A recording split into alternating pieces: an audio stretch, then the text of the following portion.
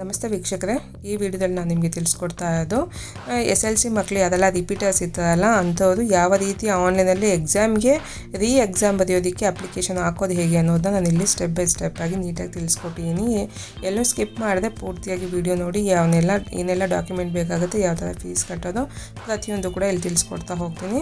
Video ಶುರು ಮಾಡೋದಕ್ಕೂ ಮುಂಚೆ ನನ್ನ ಚಾನಲ್ಗೆ ನೀವು ಅದೆಲ್ಲ ಸಬ್ಸ್ಕ್ರೈಬ್ ಆಗಿಲ್ಲ, ಪ್ಲೀಸ್ ಸಬ್ಸ್ಕ್ರೈಬ್ ಆಗಿ ಬೆಲ್ ಐಕಾನ ಒತ್ತಿ ಅಂತ ಹೇಳ್ತಾ ಬನ್ನಿ ವಿಡಿಯೋನ ಶುರು ಮಾಡೋಣ. ಗೂಗಲ್ಗೆ ಹೋಗಿ ಸರ್ಚ್ ಕೊಡಿ, KSEEB ಅಂತ ಹಾಕಿ ಸರ್ಚ್ ಕೊಡಿ, ಇಲ್ಲಾಂದರೆ ಕರ್ನಾಟಕ ಸ್ಟೇಟ್ ಬೋರ್ಡ್ ಅಂತ ಹಾಕಿ ಕೊಟ್ಟರು ಆಗುತ್ತೆ. ಇಲ್ಲಿ ನೋಡ್ತಾ ಇರ್ಬೋದು, ನಾನಿಲ್ಲಿ KSEEB ಅಂತ ಹಾಕಿ ಸರ್ಚ್ ಕೊಟ್ಟಿದ ತಕ್ಷಣ ಇದರ ಲಿಂಕ್ ಓಪನ್ ಆಗಿದೆ. ಇಲ್ಲಿ SLC ಪೋರ್ಟಲ್ ಅಂತ ಇದೆಯಲ್ಲ, SLC ಪೋರ್ಟಲ್ ಅಂತ ಕೆಳಗಡೆ ಆ ಪೋರ್ಟಲ್ ಮೇಲೆ ಕ್ಲಿಕ್ನ ಮಾಡ್ಕೋಬೇಕಾಗತ್ತೆ. ಅದ್ರ ಮೇಲೆ ಕ್ಲಿಕ್ನ ಮಾಡಿದ್ರೆ ನಿಮಗೆ ನೆಕ್ಸ್ಟ್ ಪೇಜ್ ಓಪನ್ ಆಗುತ್ತೆ. ಈ ಲಿಂಕ್ನ ನಾನು ಡಿಸ್ಕ್ರಿಪ್ಷನಲ್ಲಿ ಕೂಡ ಕೊಟ್ಟಿದ್ದೀನಿ, ಹೋಗಿ ಚೆಕ್ ಮಾಡ್ಬೋದು. ಅದ್ರ ಮೇಲೆ ಕ್ಲಿಕ್ನ ಮಾಡಿದ್ರೆ ನಿಮಗೆ ಡೈರೆಕ್ಟಾಗಿ ಪೇಜ್ ಓಪನ್ ಆಗುತ್ತೆ. ಈಗ ನೋಡ್ಬೋದು, ಇಲ್ಲಿ ಕ್ಲಿಕ್ ಮಾಡಿದ ತಕ್ಷಣ ಇದರ ನೆಕ್ಸ್ಟ್ ಪೇಜ್ ಓಪನ್ ಆಗಿದೆ. ಇಲ್ಲಿ ಮೇಲ್ಗಡೆ ಹೋಮೋ, ರಿಜಿಸ್ಟ್ರು, ಫರ್ಗೆಟು, ಲಾಗಿನ್ನು, ಕಾಂಟ್ಯಾಕ್ಟ್ ಅಂತ ಇದೆ.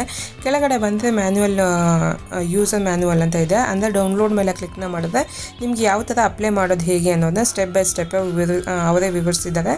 ನಾನಿಲ್ಲಿ ನಿಮಗೆ ಡೈರೆಕ್ಟಾಗಿ ಯಾವ ರೀತಿ ಅಪ್ಲೈ ಮಾಡೋದು ಹೇಗೆ ಅನ್ನೋದನ್ನ ನಾನು ಇಲ್ಲಿ ತಿಳಿಸ್ಕೊಡ್ತಾ ಹೋಗ್ತೀನಿ. ನೋಡ್ತಾ ಇರ್ಬೋದು, ಮೇಲ್ಗಡೆ ಹೋಮೋ ರಿಜಿಸ್ಟರ್ ಅಂತಿದೆ. ಆ ರಿಜಿಸ್ಟರ್ ಮೇಲೆ ಕ್ಲಿಕ್ನ ಮಾಡ್ಕೋಬೇಕಾಗುತ್ತೆ. ಫಸ್ಟ್ ಲಾಗಿನ್ ಆಗೋದಕ್ಕೂ ಮುಂಚೆ ರಿಜಿಸ್ಟರ್ ಮಾಡ್ಕೋಬೇಕಾಗುತ್ತೆ. ರಿಜಿಸ್ಟರ್ ಮೇಲೆ ಕ್ಲಿಕ್ನ ಮಾಡಿ, ಕ್ಲಿಕ್ ಆಗಿದ ತಕ್ಷಣ ಈ ಥರ ಸ್ವಯಂ ದೃಢೀಕರಣ ಅಂದರೆ ಸೆಲ್ಫ್ ಡಿಕ್ಲರೇಷನ್ ಕೇಳುತ್ತೆ. ಸೆಲ್ಫ್ ಡಿಕ್ಲರೇಷನ್ ಕೆಳಗಡೆ ಬಂದು ಇಲ್ಲ ಐ ಅಕ್ಸೆಪ್ಟ್ ಅಂತ ಕ್ಲಿಕ್ ಮಾಡಬೇಕಾಗುತ್ತೆ. ಕ್ಲಿಕ್ ಆಗಿದ ತಕ್ಷಣ ನೆಕ್ಸ್ಟು ಯೂಸರ್ ರಿಜಿಸ್ಟ್ರೇಷನ್ ಓಪನ್ ಆಗುತ್ತೆ. ಇಲ್ಲಿ ನಿಮ್ಮ ಮೊಬೈಲ್ ನಂಬರ್ ನಿಮ್ಮದೇ ಇರ್ಬೋದು, ಇಲ್ಲಿ ನಿಮ್ಮ ಪೇರೆಂಟ್ದಾಗಿರ್ಬೋದು, ಮೊಬೈಲ್ ನಂಬರ್ನ ಹಾಕೋಬೇಕಾಗತ್ತೆ. ಅಲ್ಲಿ ಮೊಬೈಲ್ ನಂಬರ್ ಹಾಕ್ಕೊಂಡು ಇಲ್ಲಿ ಫ್ರೆಶ್ ಕ್ಯಾಂಡಿಡೇಟಾ ಇಲ್ಲಾಂದರೆ ರಿಪೀಟ್ ಆದ ಕ್ಯಾಂಡಿಡೇಟಾ ಅಂತ ಕೇಳ್ತಾ ಇದೆ. ಇಲ್ಲಿ ಫಸ್ಟ್ ನಿಮ್ಮ ಮೊಬೈಲ್ ನಂಬರ್ನ ಎಂಟರ್ ಮಾಡಿ, ಯಾವ ಮೊಬೈಲ್ ನಂಬರ್ ಇದೆಯೋ ಆ ನಂಬರ್ನ ಹಾಕ್ಕೊಂಡು ಅದಾದಮೇಲೆ ಇಲ್ಲಿ ರಿಪೀಟರ್ ಅಂತ ನಾನು ಇಲ್ಲಿ ಹಾಕ್ತಾ ಇರೋದು ರಿಪೀಟರ್ ಆಗಿರೋದ್ರಿಂದ ಸೆಕೆಂಡ್ ಒನ್ ರಿಪೀಟರ್ ಕ್ಯಾಂಡಿಡೇಟ್ ಅಂತ ಸೆಲೆಕ್ಟ್ನ ಮಾಡ್ಕೊತಾ ಇದ್ದೀನಿ. ನೀವು ಯಾವ ಫ್ರೆಶ್ ಆಗಿರೋ ರಿಪೀಟರ್ ಹಾಕೋಬೇಕಾಗತ್ತೆ.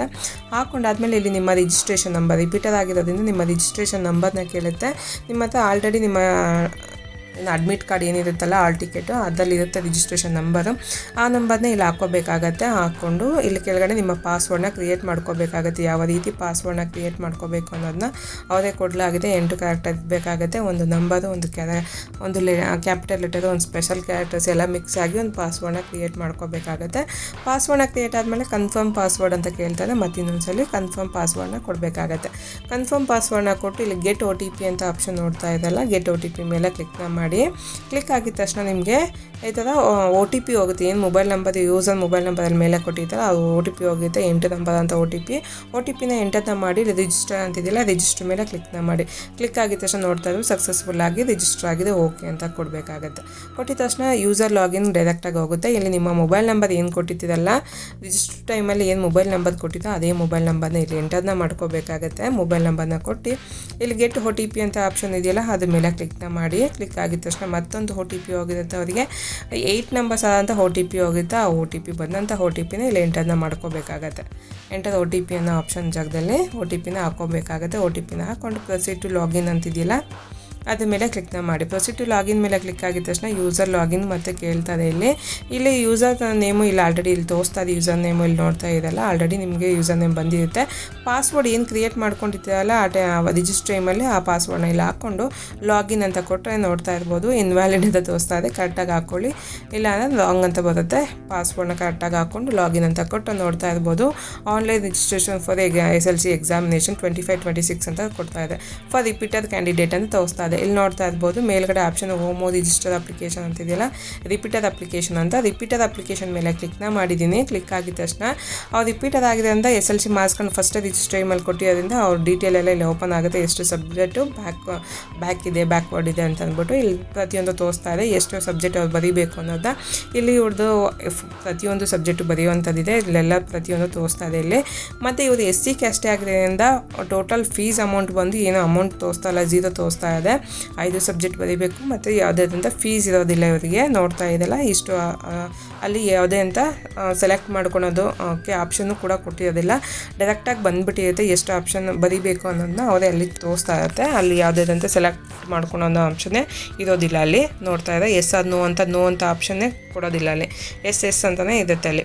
ಓಕೆ, ಇದೆಲ್ಲ ನೋಡ್ಕೊಂಡಾದ್ಮೇಲೆ ಕೆಳಗಡೆ ಬಂದರೆ ನಿಮ್ಮ ಮೊಬೈಲ್ ನಂಬರ್ ಅಲ್ಲಿ ಆಲ್ರೆಡಿ ಇದೆ. ಇಲ್ಲಿ ಪೇಮೆಂಟ್ ಎಷ್ಟು ಅಂತ ತೋರಿಸ್ತಾ ಇದೆ, ಎಷ್ಟು ಸಬ್ಜೆಕ್ಟ್ ಅಂತ ತೋರಿಸ್ತಾ ಇದೆ ಕೆಳಗಡೆ.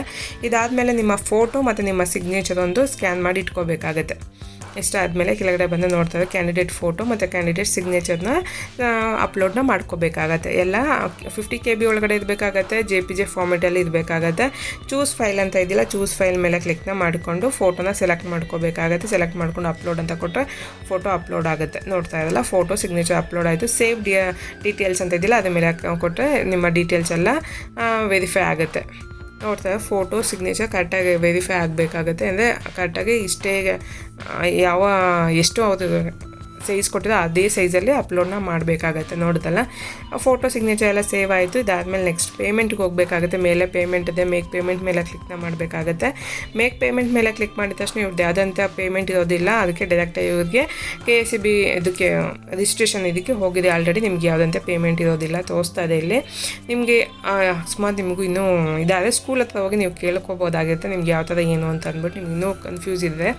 ನೋಡೋದಲ್ಲ, ಯಾವುದೇದಂಥ ಪೇಮೆಂಟ್ ಇಲ್ಲ. ಇವಾಗ ನೆಕ್ಸ್ಟ್ ಲಾಸ್ಟು ಅಕ್ನಾಲೇಜ್ಮೆಂಟ್ ತೊಗೊಬೇಕಲ್ವ, ನೀವು ಫೀಸ್ ತೊಗೊಂಡಿರೋದಕ್ಕೆ ಟ್ರ್ಯಾಕ್ ಅಪ್ಲಿಕೇಶನ್ನ ನೋಡಬೇಕಲ್ವ. ಇಲ್ಲಿ ಮೇಲೆ ಲಾಸ್ಟಲ್ಲಿ ಟ್ರ್ಯಾಕ್ ಅಪ್ಲಿಕೇಶನ್ ಅಂತ ಇದೆಯಲ್ಲ ಅದ್ರ ಮೇಲೆ ಕ್ಲಿಕ್ನ ಮಾಡಿ ಯಾವ ಸ್ಟೇಜಲ್ಲಿದೆ ಅಂತ ಅಂದ್ಬಿಟ್ಟು ನೋಡ್ಬೋದು ನೀವು. ಇಲ್ಲಿ ನೋಡ್ತಾ ಇದ್ದ ಪೇಮೆಂಟ್ ಸಕ್ಸಸ್ ಆಗಿದೆ, ಎಲ್ಲ ಆಗಿದೆ, ಕಂಪ್ಲೀಟ್ ಆಗಿದೆ. ಇಲ್ಲಿ ಡೌನ್ಲೋಡ್ ಅಂತ ಇದೆಯಲ್ಲ, ಅಕ್ನಾಲೇಜ್ಮೆಂಟ್ ಡೌನ್ಲೋಡ್ ಅಂತ, ಡೌನ್ಲೋಡ್ ಮೇಲೆ ಕ್ಲಿಕ್ನ ಮಾಡಿದ್ರೆ ಇಲ್ಲಿ ನೋಡ್ತಾ ಇರ್ಬೋದು ಈ ಥರ ಓಪನ್ ಆಗಿದೆ.